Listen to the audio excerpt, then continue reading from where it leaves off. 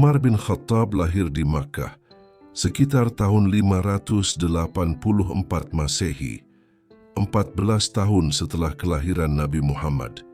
Ia berasal dari Bani Adi, salah satu cabang suku Quraisy yang terhormat, meski bukan golongan paling kaya. Ayahnya bernama Al-Khattab bin Nufail, seorang yang sangat keras disegani dan dikenal tegas dalam urusan. Ibunya bernama Hantamah binti Hashim bin Al-Mughirah dari Bani Makhzum, keluarga terpandang yang masih satu garis dengan keluarga Abu Jahal. Karena itu dari sisi nasab, Umar termasuk bangsawan Quraisy yang kuat kedudukannya. Sejak kecil, Umar tumbuh dalam lingkungan keras dan disiplin. Ayahnya mendidiknya dengan cara yang tegas. Umar kecil sering disuruh menggembala unta milik ayahnya di padang pasir yang panas. Dalam sebuah riwayat, Umar pernah berkata, "Aku biasa menggembala unta milik ayahku, dan ayahku adalah orang yang paling keras kepadaku. Jika aku lambat bekerja, ia memukulku." Didikan keras itu membentuk kepribadiannya menjadi tegas, berani dan tangguh. Namun di sisi lain, Umar juga tumbuh sebagai pemuda cerdas dan berpengetahuan. Ia termasuk sedikit orang Quraisy yang bisa membaca dan menulis, sesuatu yang langka di masa itu.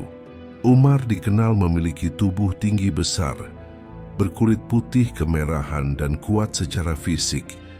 Jika berjalan di antara orang banyak, kepalanya terlihat menonjol di atas mereka.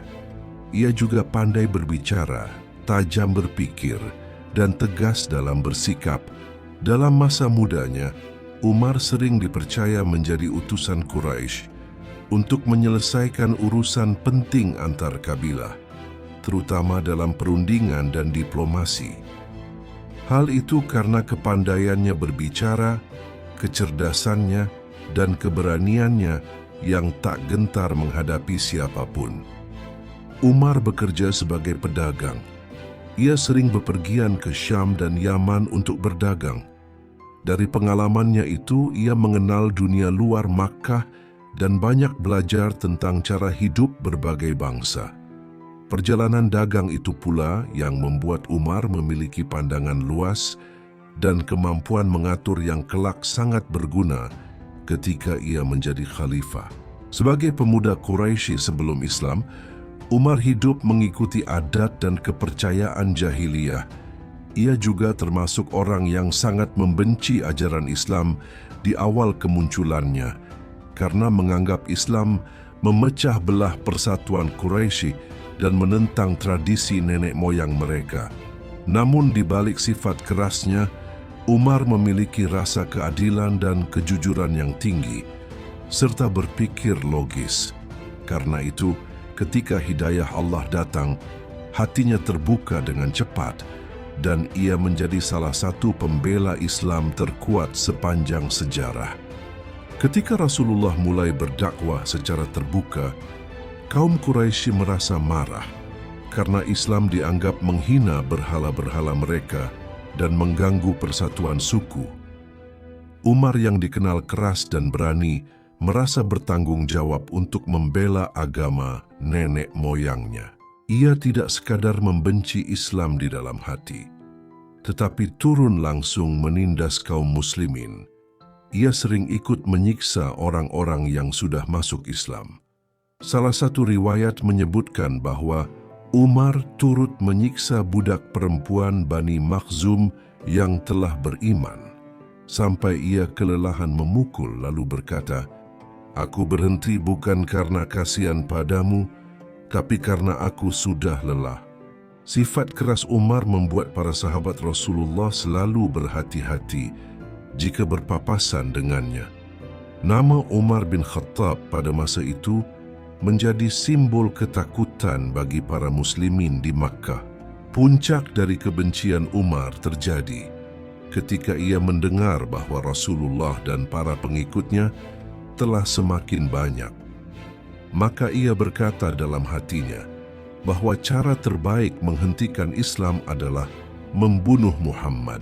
Suatu hari ia berangkat dari rumahnya dengan pedang terhunus. Niatnya jelas, mencari dan membunuh Nabi Muhammad. Di tengah jalan, ia bertemu dengan Nuaim bin Abdullah, salah satu orang yang sudah masuk Islam secara sembunyi-sembunyi. Nuaim melihat wajah Umar yang marah dan bertanya, "Mau ke mana engkau, wahai Umar?" Umar menjawab dengan nada keras, "Aku hendak membunuh Muhammad yang telah memecah belah Quraisy, menghina Tuhan-Tuhan kita dan mengubah agama nenek moyang kita." Mendengar itu, Nuaim berkata, "Sungguh engkau benar-benar tertipu, wahai Umar. Bagaimana mungkin engkau hendak membunuh Muhammad, padahal Bani Hashim tak akan tinggal diam. Sebaiknya engkau urus dulu keluargamu sendiri. Adik perempuanmu Fatimah dan suaminya Sa'id bin Zaid sudah masuk Islam." Mendengar kalimat itu, Umar langsung marah besar. Ia berbalik arah menuju rumah adiknya sendiri dengan kemarahan yang meluap-luap. Dengan langkah cepat dan hati yang menyala oleh amarah, Umar menuju rumah adiknya, Fatimah binti Khattab, dan suaminya Sa'id bin Zaid, yang juga termasuk 10 sahabat yang dijamin surga. Saat itu, di rumah mereka sedang ada Khabbab bin Al-Arat, sahabat Rasulullah yang datang untuk mengajarkan ayat-ayat Al-Quran dari surah Taha. Ketika Umar sampai di depan rumah, ia mendengar suara lantunan ayat Al-Quran dari dalam. Hatinya makin marah. Ia mengetuk keras pintu sambil berteriak, "Apa suara yang kudengar itu?" Mereka terkejut dan segera menyembunyikan lembaran mushaf yang mereka baca. Khabbab pun bersembunyi di sudut rumah. Umar masuk dengan marah dan berkata, "Apa yang kalian baca tadi? Aku dengar kalian mengikuti agama Muhammad." Sa'id menjawab dengan tenang, "Wahai Umar, bagaimana jika kebenaran itu memang bukan pada agamamu?" Umar murka, langsung meninju adiknya dan memukul Sa'id hingga keduanya terjatuh. Darah keluar dari wajah Fatimah, tapi di tengah amarah itu, Fatimah berdiri tegak dan berkata dengan tegas, "Wahai Umar, lakukan apapun yang kau mau. Aku telah beriman kepada Allah dan Rasul-Nya. Kami tidak akan meninggalkan agama ini." Ucapan itu membuat Umar terdiam. Ia menatap wajah adiknya yang berdarah, namun tetap kukuh mempertahankan keimanan. Hatinya mulai tersentuh. Setelah agak tenang, Umar berkata, "Tolong berikan tulisan yang tadi kalian baca itu. Aku ingin membacanya." Fatimah menolak. "Engkau najis, wahai Umar. Tidak boleh menyentuh lembaran Al-Quran kecuali orang yang suci. Mandilah terlebih dahulu." Umar pun mandi. Setelah itu ia mengambil lembaran yang berisi surah Taha, lalu mulai membaca, "Tauha, kami tidak menurunkan Al-Quran ini kepadamu agar engkau celaka, tetapi sebagai peringatan bagi orang yang takut kepada Allah, yaitu turunan dari Zat yang menciptakan bumi dan langit yang tinggi." Quran Surah Taha ayat 1-4. Setiap ayat yang ia baca terasa menyentuh hati dan mengguncang jiwanya. Air matanya mulai menetes. Ia merasa ayat-ayat itu bukan perkataan manusia, melainkan wahyu dari Tuhan yang benar. Dengan suara bergetar, Umar berkata, "Sungguh ini bukan perkataan manusia. Tunjukkan padaku di mana Muhammad berada." Khabbab yang sejak tadi bersembunyi keluar dan berkata dengan penuh harap, "Bergembiralah, wahai Umar." Rasulullah berdoa agar Allah memuliakan Islam dengan salah satu dari dua Umar, engkau atau Abu Jahal. Tampaknya doa itu untukmu. Umar pun segera berangkat menuju Darul Arqam, tempat Rasulullah dan para sahabat berkumpul diam-diam. Ketika sampai di sana, para sahabat ketakutan melihat Umar datang dengan pedang di pinggang. Tetapi Rasulullah berkata, "Biarkan dia masuk. Jika Allah menghendaki kebaikan baginya, dia akan menerimanya." Umar masuk, dan ketika bertemu Nabi, ia berkata dengan suara berat, "Wahai Rasulullah, aku datang untuk beriman kepada Allah dan Rasul-Nya." Maka Rasulullah berseru dengan takbir, Allahu Akbar. Para sahabat yang mendengar takbir itu pun ikut bertakbir hingga suara mereka menggema di seluruh Makkah. Hari itu menjadi hari kemenangan besar bagi kaum muslimin. Setelah mengucapkan syahadat di hadapan Rasulullah, Umar bin Khattab radhiyallahu anhu langsung berubah. Jiwa pemberani dan keras yang dulu digunakan untuk menentang Islam, kini digunakan untuk membela Islam dengan sepenuh hati. Rasulullah dan para sahabat saat itu masih bersembunyi dalam dakwah karena tekanan Quraisy yang kejam. Namun Umar berkata dengan suara lantang di hadapan mereka, Wahai Rasulullah, bukankah engkau berada di atas kebenaran? Rasul menjawab, Benar. Bukankah orang-orang musyrik itu berada di atas kebatilan? Rasul menjawab, Benar. Maka Umar berkata, Lalu mengapa kita harus bersembunyi? Rasulullah tersenyum mendengar kalimat itu, dan hari itu menjadi awal Islam diserukan secara terbuka di hadapan kaum Quraisy dengan Umar di barisan terdepan. Setelah keluar dari rumah Dar al-Arqam, Umar berkata kepada para sahabat, Demi Allah, aku tidak akan bersembunyi. Aku akan membuat seluruh Quraisy tahu bahwa Umar telah masuk Islam. Ia kemudian berjalan menuju Ka'bah, di mana para pembesar Quraisy biasa berkumpul. Di sana ada Abu Jahal, Walid bin Mughirah, dan beberapa pemuka lainnya. Umar dengan gagah berdiri di tengah mereka dan berkata dengan lantang, Wahai kaum Quraisy, ketahuilah bahwa aku bersaksi tiada Tuhan selain Allah dan Muhammad adalah utusan Allah. Orang-orang Quraisy terkejut. Mereka memandang Umar dengan wajah marah dan tidak percaya. Lalu mereka serentak berdiri dan menyerangnya. Umar berkelahi sendirian melawan banyak orang. Ia dipukul, dijatuhkan, namun tetap bertahan dengan tubuh besar dan tenaganya yang kuat. Riwayat menyebutkan bahwa Umar berkelahi hingga matahari hampir tenggelam dan ia tidak tumbang. Akhirnya, ia duduk dengan dada terengah-engah memandang mereka, lalu berkata, Lakukanlah apa yang kalian suka. Demi Allah, jika jumlah kami 300 orang, pasti aku akan memerangi kalian sampai salah satu dari kita binasa. Kata-kata itu membuat mereka mundur. Tidak ada yang berani menyentuhnya lagi. Sejak hari itu, kaum muslimin mulai berani salat di dekat Ka'bah secara terbuka karena keberanian Umar. Berita masuk Islamnya Umar menyebar cepat ke seluruh penjuru kota. Orang-orang Quraisy berkata, Umar telah berpaling dari agama nenek moyangnya. Sebagian kaum muslimin yang dahulu bersembunyi pun merasa seakan mendapat kekuatan baru. Hingga seorang sahabat berkata, Sejak Umar masuk Islam kami menjadi kuat. Kami tidak lagi takut berjalan di Makkah dan menampakkan agama kami. Dalam satu riwayat, setelah dari Ka'bah, Umar mendatangi rumah Abu Jahal bin Hisham, orang yang paling keras menentang Nabi, sekaligus kerabat dari pihak ibunya. Umar mengetuk pintu. Abu Jahal keluar dan bertanya, Ada apa, wahai anak saudaraku? Umar berkata dengan tegas, Aku datang untuk memberitahumu bahwa aku telah beriman kepada Allah dan Rasul-Nya, Muhammad. Abu Jahal terkejut, lalu menatap Umar dengan marah. Ia berkata dengan suara dingin, Celaka engkau, wahai Umar. Apakah engkau meninggalkan agama nenek moyangmu? Umar menjawab dengan mantap, Ya, aku telah beriman kepada Allah yang Esa dan Muhammad utusannya. Abu Jahal pun menutup pintu dengan wajah murka. Namun Umar tidak peduli.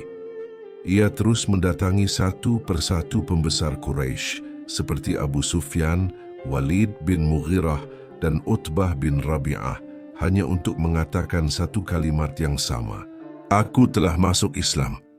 Mereka semua terkejut karena orang sekuat dan setegas Umar kini berdiri di pihak Nabi Muhammad. Setelah kejadian itu, Rasulullah memberi Umar julukan Al-Faruq, yang berarti pemisah antara yang hak dan yang batil. Karena dengan Islamnya Umar, jelaslah perbedaan antara kebenaran dan kebatilan. Masuk Islamnya Umar adalah salah satu kemenangan besar pertama dalam sejarah Islam. Sebagaimana sabda Rasulullah, sesungguhnya Allah meneguhkan Islam dengan Umar bin Khattab. Hadits riwayat Tirmidzi. Setelah Umar masuk Islam, keadaan kaum muslimin berubah drastis. Sebelumnya mereka selalu bersembunyi saat sholat, takut akan gangguan Quraisy. Namun kini, berkat keberanian Umar dan Hamzah bin Abdul Muttalib, paman Nabi, umat Islam mulai beribadah secara terbuka. Umar berkata kepada Rasulullah, "Wahai Rasulullah, bukankah engkau dan kita semua berada di atas kebenaran? Mengapa kita harus sembunyi?" Rasul menjawab, "Benar wahai Umar." Maka Umar berkata, "Demi Allah, kita akan keluar." Umar kemudian memimpin dua barisan kaum muslimin menuju Ka'bah, satu dipimpin olehnya dan satu lagi oleh Hamzah. Mereka berjalan terang-terangan di hadapan Quraisy, lalu salat di hadapan Ka'bah. Penduduk Makkah tertegun, tak ada yang berani menghalangi. Sejak hari itu umat Islam mulai berani menampakkan ibadah mereka. Setiap kali orang Quraisy mencoba menghina Rasulullah, Umar selalu menjadi orang pertama yang membela Nabi dengan tegas. Ia tidak segan menghadapi siapapun, bahkan para pembesar Quraisy. Dalam satu riwayat, pernah seorang kafir Quraisy mencaci Nabi di dekat Ka'bah. Umar langsung memukulnya hingga jatuh, lalu berkata, "Celakalah engkau. Apakah engkau menghina utusan Allah?" Keberanian Umar membuat banyak orang Quraisy enggan lagi mengganggu kaum muslimin di depan umum. Bahkan ada pepatah di masa itu yang terkenal di kalangan Quraisy, "Sejak Umar masuk Islam, kami tak lagi berani mengganggu orang Islam di jalan." Meski sebagian besar masih disiksa, terutama kaum lemah seperti Bilal dan Ammar bin Yasir. Namun kehadiran Umar menjadi sumber kekuatan moral bagi mereka. Ia sering membantu kaum muslimin yang tertindas dan menegur orang Quraisy yang menyiksa budak karena keimanan mereka. Umar juga menjadi pelindung bagi mereka yang ingin mendengar Al-Quran dari Rasulullah. Ia menemani mereka diam-diam menuju rumah Arqam bin Abi Arqam, tempat Nabi mengajar. Beberapa tahun kemudian, setelah siksaan Quraisy semakin kejam, Rasulullah memerintahkan para sahabat untuk berhijrah ke Madinah. Mereka diperintahkan agar pergi diam-diam, agar tidak ditangkap. Namun Umar bin Khattab tidak seperti yang lain. Ia memilih berhijrah secara terang-terangan. Diriwayatkan oleh Ali bin Abi Thalib bahwa ketika kaum muslimin berhijrah secara sembunyi-sembunyi, Umar keluar dengan pedang di pinggang, busur di punggung, dan anak panah di tangan. Ia berkeliling di sekitar Ka'bah, lalu berseru dengan suara lantang di hadapan para pemuka Quraisy, "Barang siapa ingin membuat ibunya kehilangan anak, istrinya menjadi janda atau anaknya menjadi yatim, silakan hadang aku di balik lembah ini." Tidak ada satupun yang berani menghadang. Umar pun berjalan tenang meninggalkan Makkah menuju Madinah, seorang diri, dan dengan langkahnya itu, Islam seakan meninggalkan Makkah dengan kepala tegak. Setelah tiba di Madinah, Umar menjadi salah satu penopang utama umat Islam. Ia ikut dalam setiap peperangan bersama Rasulullah, Badar, Uhud, Khandaq, dan semua peristiwa besar lainnya. Ia dikenal sangat patuh kepada Rasulullah, namun juga berani mengemukakan pendapat. Beberapa kali pendapat Umar diwahyukan oleh Allah dalam bentuk ayat Al-Quran, seperti tentang tabir bagi istri Nabi dan tentang larangan salat bagi orang mabuk. Hari Senin 12 Rabiul Awal tahun 11 Hijriah. Di kota Madinah, rumah Rasulullah dipenuhi para sahabat yang gelisah. Beberapa hari terakhir, kondisi beliau semakin lemah setelah lama menahan sakit kepala dan demam tinggi. Rasulullah sempat keluar ke masjid beberapa kali untuk memimpin salat, namun kali ini beliau sudah tidak sanggup. Beliau menyandarkan tubuhnya di pangkuan Sayyidah Aisyah radhiyallahu anha, lalu dengan lembut berdoa, "Bersama Ar-Rafiq al-A'la, teman yang tertinggi, alaih." Dan dengan kalimat itu, ruh suci Rasulullah pun keluar dengan tenang. Berita wafatnya Rasulullah cepat menyebar ke seluruh Madinah. Para sahabat berlarian menuju masjid, menangis, bingung, dan tidak tahu harus berbuat apa. Umar bin Khattab, yang sangat mencintai Nabi melebihi dirinya sendiri, tidak bisa menerima kenyataan itu. Ia berdiri di masjid dengan pedang terhunus, matanya merah, wajahnya tegang, lalu berteriak di hadapan orang banyak, "Demi Allah, siapapun yang mengatakan Muhammad telah mati akan kupenggal lehernya." Rasulullah tidak mati. Beliau hanya pergi seperti Musa yang meninggalkan kaumnya lalu akan kembali. Tangkis sahabat semakin menjadi-jadi. Tak seorang pun berani mendekati Umar. Ia terus berjalan mondar-mandir dengan penuh emosi dan air mata yang tertahan. Di saat keadaan kacau itu, datanglah Abu Bakar As-Siddiq radhiyallahu anhu dari rumahnya di Sun. Ia masuk ke kamar Aisyah, melihat jasad Rasulullah yang telah terbaring, lalu menyingkap kain dari wajah beliau. Abu Bakar menunduk, mencium kening Rasulullah sambil berkata pelan, "Demi ayah dan ibuku untukmu, wahai Rasulullah, engkau telah memilih tempat yang terbaik di sisi Allah. Tidak ada lagi kesedihan setelah hari ini." Kemudian Abu Bakar keluar ke masjid dan melihat Umar masih berteriak. Ia berkata dengan tenang namun tegas, "Duduklah, wahai Umar." Namun Umar tidak mau diam. Lalu Abu Bakar naik ke mimbar dan berseru dengan suara yang kuat namun bergetar oleh tangis, "Wahai manusia, barang siapa menyembah Muhammad, maka ketahuilah bahwa Muhammad telah wafat. Tetapi barang siapa menyembah Allah, maka Allah hidup dan tidak akan pernah mati." Lalu ia membaca ayat dari surah Ali Imran, "Wama Muhammadun illa rasulun qad khalat min qablihi ar-rusul. Afa'in mata aw qutilan qalabtum ala a'qabikum." Muhammad hanyalah seorang rasul. Telah berlalu sebelumnya rasul-rasul yang lain. Maka apakah jika ia wafat atau terbunuh, kalian akan berbalik ke belakang? Ketika Umar mendengar ayat itu, seolah seluruh kekuatannya hilang. Kakinya gemetar, pedangnya jatuh dari tangan, dan ia berkata dengan suara yang pecah, "Demi Allah, seakan-akan aku baru pertama kali mendengar ayat itu. Kakiku tidak lagi sanggup berdiri." Ia pun duduk dan mulai menangis terisak, menyadari bahwa Rasulullah benar-benar telah kembali ke sisi Allah. Tangis itu bukan hanya karena kehilangan seorang nabi, tetapi kehilangan guru, pemimpin dan sahabat yang paling dicintainya. Hari itu Madinah diliputi kesedihan yang belum pernah terjadi sebelumnya. Kaum muslimin menangis hingga suara mereka terdengar di seluruh penjuru kota. Umar bin Khattab berjalan dengan langkah lemah menuju rumah Rasulullah.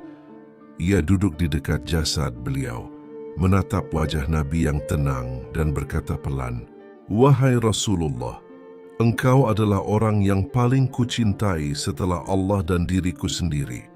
Itulah hari di mana hati Umar bin Khattab benar-benar hancur. Namun dari kesedihan itulah lahir kekuatan baru. Karena setelah itu, Umar bangkit untuk menjaga Islam yang telah diwariskan oleh Nabi dengan penuh keteguhan.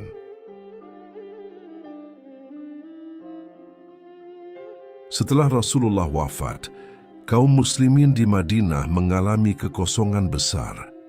Banyak sahabat yang terpukul dan bingung siapa yang akan memimpin umat. Saat itu, kaum Ansyar dan Muhajirin berkumpul di Saqifah Bani Sa'idah untuk menentukan pemimpin. Di tengah perdebatan itu muncul dua tokoh besar, Abu Bakar dan Umar bin Khattab. Kaum Ansyar sempat mengusulkan agar pemimpin berasal dari mereka. Namun Abu Bakar mengingatkan bahwa Rasulullah bersabda, para pemimpin itu dari kalangan Quraisy. Umar lalu berdiri dan berkata dengan lantang, "Wahai kaum Ansyar, kalian adalah penolong Allah dan Rasul-Nya. Namun urusan kepemimpinan harus diserahkan kepada orang Quraisy, maka aku membayat Abu Bakar." Umar pun menggenggam tangan Abu Bakar dan menyatakan baiat di hadapan semua orang. Kaum muslimin yang lain mengikuti. Dari sinilah Abu Bakar As-Siddiq menjadi khalifah pertama Islam dan Umar menjadi penegak utama kekhalifahannya. Sejak hari pertama kekhalifahan Abu Bakar, Umar menjadi pendamping setia, penasihat bijak dan penjaga keputusan.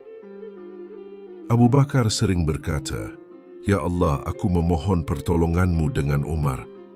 Setiap keputusan besar Abu Bakar selalu dikonsultasikan dengan Umar, karena pandangan Umar terkenal tajam dan penuh hikmah. Setelah wafatnya Rasulullah, sebagian suku Arab murtad dan menolak membayar zakat. Ada pula yang mengaku Nabi seperti Musailamah Al-Kadzdzab dan Tulaihah Al-Asadi. Banyak sahabat khawatir bila kaum muslimin kembali lemah. Umar semula menyarankan Abu Bakar agar menunda peperangan dengan alasan menjaga persatuan. Namun Abu Bakar berkata dengan tegas, "Demi Allah, aku akan memerangi siapapun yang memisahkan antara salat dan zakat. Zakat adalah hak harta. Demi Allah, jika mereka menolak memberikan seutas tali unta yang dulu mereka serahkan kepada Rasulullah, aku akan memerangi mereka karenanya." Umar pun terdiam lalu berkata, "Demi Allah, setelah aku melihat keteguhan Abu Bakar, aku tahu bahwa dialah yang benar." Sejak saat itu, Umar menjadi pendukung penuh kebijakan Abu Bakar. Pada masa Abu Bakar, Islam mulai berkembang keluar Jazirah Arab. Umar menjadi penasihat militer dan strategi, memberi saran dalam penunjukan panglima seperti Khalid bin Walid dan Amr bin Ash. Ia memiliki pandangan tajam tentang politik dan keamanan. Ketika Abu Bakar memutuskan mengirim pasukan ke Syam, Suriah, Umarlah yang menyusun urutan pasukan, menentukan jalur, dan mengatur pengganti di Madinah.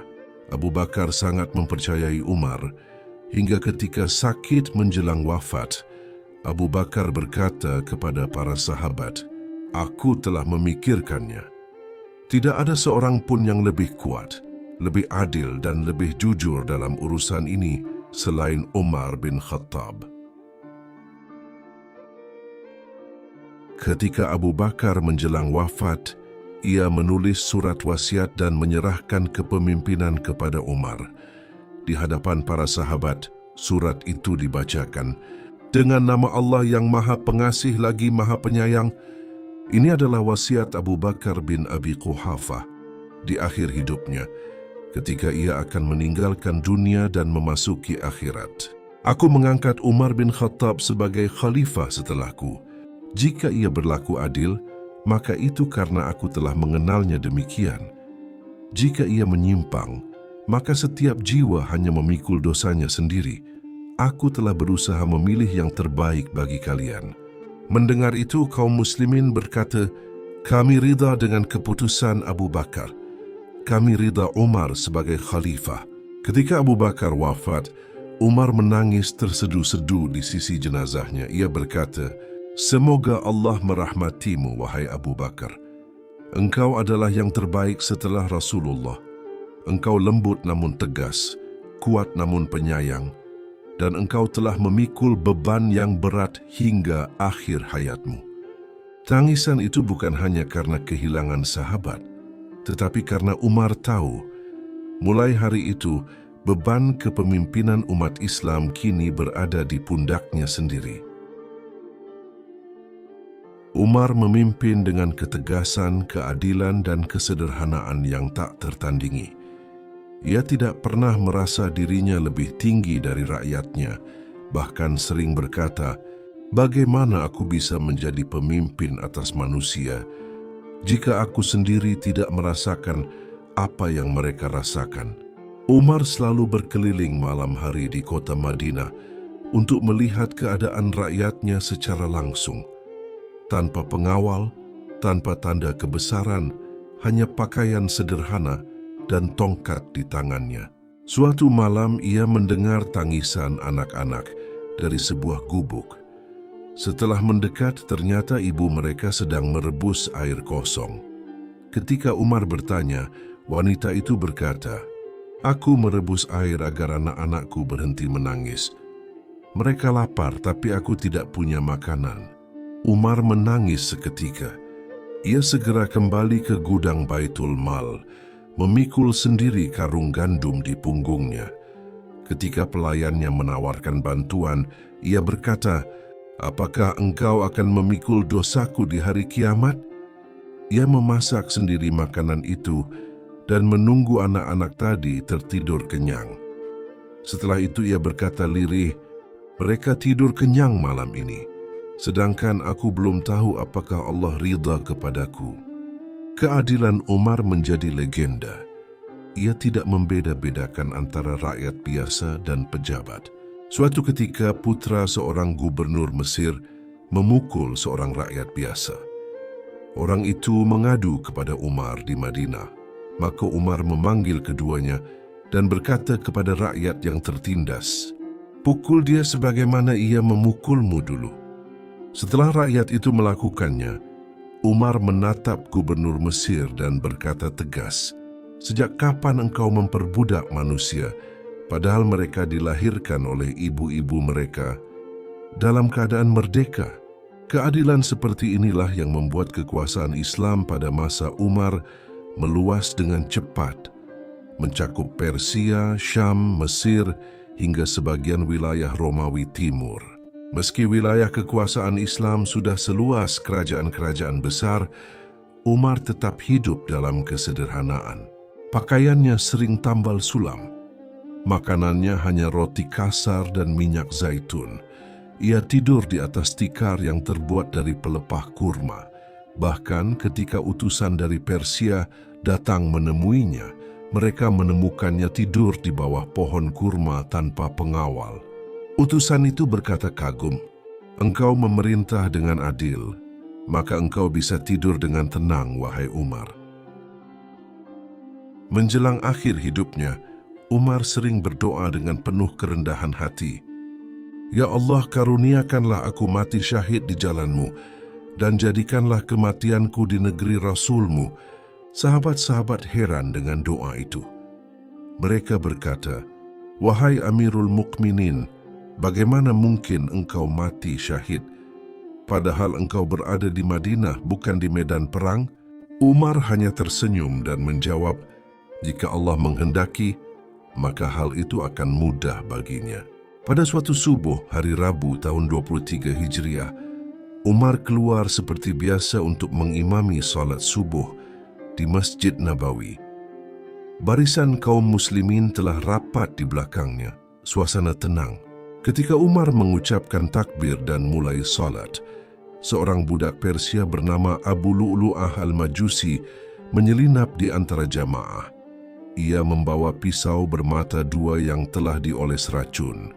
Tiba-tiba tanpa peringatan ia menikam Umar dari belakang, lalu menikam beberapa orang lainnya. Umar tersungkur ke tanah dengan luka dalam di bawah pusarnya. Darah mengalir deras. Dalam keadaan lemah, Umar masih sempat memegang tangan Abdurrahman bin Auf dan memintanya untuk meneruskan salat menjadi imam. Salat pun diselesaikan dengan cepat, sementara Umar terbaring di barisan depan dengan wajah pucat. Setelah salat, Umar dibawa ke rumahnya. Luka di perutnya sangat parah. Setiap kali ia minum air, cairan itu keluar kembali dari lukanya. Ia menyadari ajalnya sudah dekat. Orang-orang menangis di sekelilingnya. Umar berkata, "Jangan menangis untukku. Jika aku mati, maka itu karena aku telah memikul amanah yang berat dan aku berharap kepada Allah agar Dia menerima amal-amalku." Ketika ditanya siapa yang akan menjadi khalifah setelahnya, Umar menjawab, "Aku tidak menunjuk siapapun, tapi aku serahkan kepada 6 orang yang Rasulullah ridai ketika wafat. Mereka yang termasuk dalam asyrah mubasyarah, 10 sahabat yang dijamin surga." Menjelang wafatnya, Umar berkata kepada putranya, Abdullah bin Umar, "Pergilah kepada Aisyah, sampaikan salamku, dan mintalah izin agar aku dimakamkan di samping Rasulullah dan Abu Bakar." Abdullah pun pergi dan Aisyah berkata, "Aku telah menyiapkan tempat itu untuk diriku sendiri, tapi demi Umar, aku berikan tempat itu untuknya." Ketika Abdullah kembali dan menyampaikan kabar itu, wajah Umar tampak berseri. Ia berkata pelan, "Segala puji bagi Allah yang telah mengabulkan doaku. Tidak ada yang lebih aku harapkan selain dikuburkan di samping 2 sahabatku." Beberapa saat kemudian, Umar mengucap kalimat syahadat dan ruhnya meninggalkan jasadnya dengan tenang. Beliau wafat pada usia 63 tahun, usia yang sama dengan Rasulullah dan Abu Bakar As-Siddiq. Jenazahnya disalatkan oleh kaum muslimin dan dimakamkan di Madinah, di sebelah Rasulullah dan Abu Bakar seperti yang ia pinta. Wafatnya Umar membuat seluruh Madinah berduka. Ia meninggalkan warisan besar berupa keadilan, sistem pemerintahan yang teratur, dan teladan dalam ketakwaan. Imam Asy-Sya'bi berkata, "Keadilan Umar lebih berharga daripada emas dunia seluruhnya." Dan Imam Malik pernah berkata, "Jika seseorang ingin melihat pemimpin sejati yang takut kepada Allah, maka lihatlah pada Umar bin Khattab." Begitulah akhir perjalanan hidup Umar bin Khattab, sang Amirul Mukminin yang dikenal tegas, adil dan penuh kasih terhadap rakyatnya. Dari seorang yang dahulu menentang Islam dengan pedang, menjadi pembela kebenaran dengan iman. Dari seorang yang ditakuti manusia, menjadi sosok yang ditangisi seluruh umat ketika ia wafat. Semoga kisah Umar bin Khattab mengingatkan kita bahwa hidayah Allah bisa datang kapan saja, dan kekuatan sejati bukan pada pedang, melainkan pada hati yang tunduk kepadanya. Terima kasih telah menonton kisah penuh hikmah ini. Jangan lupa untuk like, subscribe, dan aktifkan lonceng notifikasi agar tidak ketinggalan kisah inspiratif para sahabat Rasulullah lainnya.